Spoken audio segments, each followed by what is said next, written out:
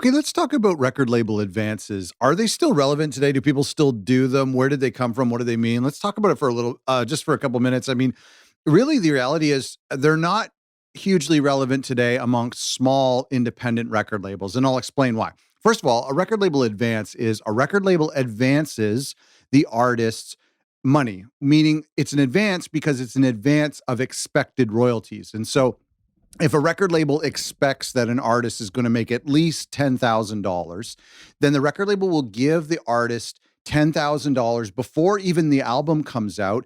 And that's a way to kind of give them a salary, help them pay their rent, or spend time creating and writing a record or recording a record, or even to use that advance to film a music video or to pay a studio to record a record. And so that's where advances come from. In some cases, they're probably millions of dollars, depending on how big the artists are. Even small record labels will do $500 advance or $1,000 advance just to help the artist, just to show the artist that the record label is invested in saying, listen, I believe in you and I believe in this record or this single we're going to release. And so here I'm going to give you a little bit of money.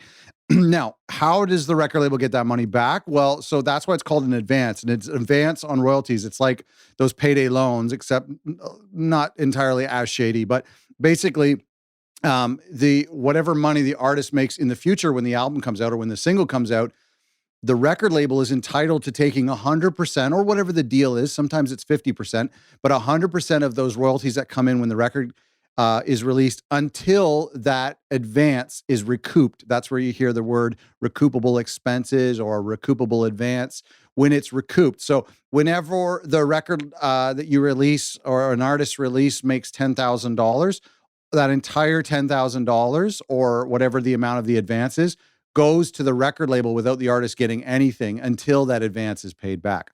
We don't see it very much anymore because in small independent record labels, often the financial situation of the record label is the same as the artist. And we're all kind of in this together, and these small independent labels don't have huge budgets. And so let's say an independent record label has earmarked $5,000 to spend on an artist's album. And even that is a ton of money. Not a lot of record labels that I talk to even have that amount of money to invest in an artist right away. But let's say they have $5,000 to invest, and 1,000 is going to maybe go to manufacturing like vinyl or CDs or tapes. Another 1,000 is going to be set aside for pitching it using a publicist or maybe some sort of ads that they're going to run or pitching it to playlisters or something.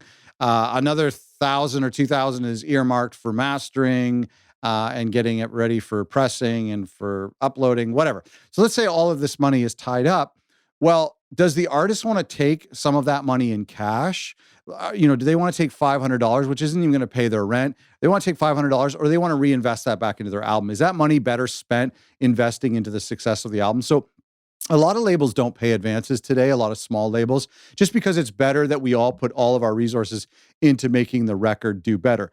Now, sometimes a small monetary, even $100 or $500 or $1,000 if you can afford it, paying that to the artist is just some sort of like agreement. It's some sort of like physical, tangible agreement between the record label and the artist. And it shows the artist that the record label is going to work really hard to make that $500 back, even if it's just $500 or $200. It shows the artist that the record label is actually invested into this, fiscally invested into this, not just implicitly, but explicitly. And so that's where advances kind of fall today. They still happen on mid-size independent record labels. They still happen on the publishing level. And of course, they still happen with major labels. But some artists just say, hey, let's forego the advance and take all of that money, invest it into promoting this record, manufacturing this record, and even making the record. And so that's where we fall with advances. There's nothing evil about them. There's nothing problematic about them. There could be, I suppose.